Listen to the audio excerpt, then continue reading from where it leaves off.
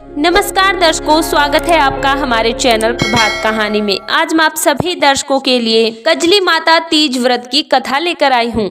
हर साल ये त्योहार भाद्रपद माह की तृतीया को कजरी तीज का पावन पर्व मनाया जाता है। इस साल ये त्योहार 22 अगस्त को है। सुहागिन महिलाएं सुखी वैवाहिक जीवन और पति की दीर्घायु के लिए श्रद्धा भाव से इस व्रत को रखती हैं। आइए कजरी तीज की कथा शुरू करते हैं। एक गांव में एक ब्राह्मण रहता था।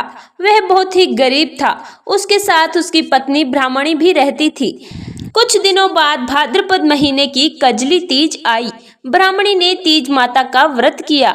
उसने ब्राह्मण से कहा कि उसने तीज माता का व्रत रखा है, उसे चने का सत्तू बनाना है, तो कहीं से सामान लेकर आए।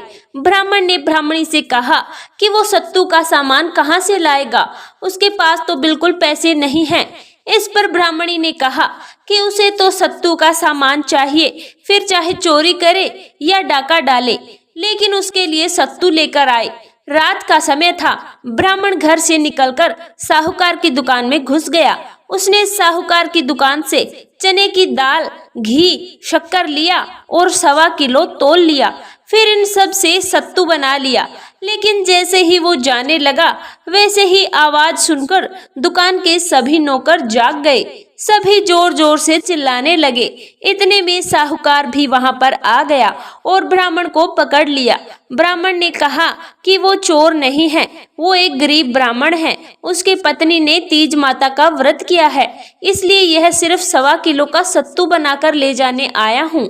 जब साहूकार ने ब्राह्मण की तलाशी ली तो उसके पास सत्तू के अलावा और कुछ भी नहीं मिला। उधर चांद निकल गया और ब्राह्मणी सत्तू का इंतजार कर रही थी। साहूकार ने ब्राह्मण से कहा कि आज से वो उसकी पत्नी को अपनी धर्म की बहन मानेगा। उसने ब्राह्मण को सत्तू, गहने, रुपए, मेहंदी, लच्छा और बहुत सारा सामान देकर दुकान से विदा किया। फिर सबने मिलकर कजली माता की पूजा की। जिस तरह से ब्राह्मण के दिन सुख में हो गए, वैसे ही कजली माता की कृपा सब पर बनी रहे। जय हो कजली माता की। कहानी कहते की, सुनते की, हुकारा भरते की, सबकी मनोकामनाएं माता पूरी करे।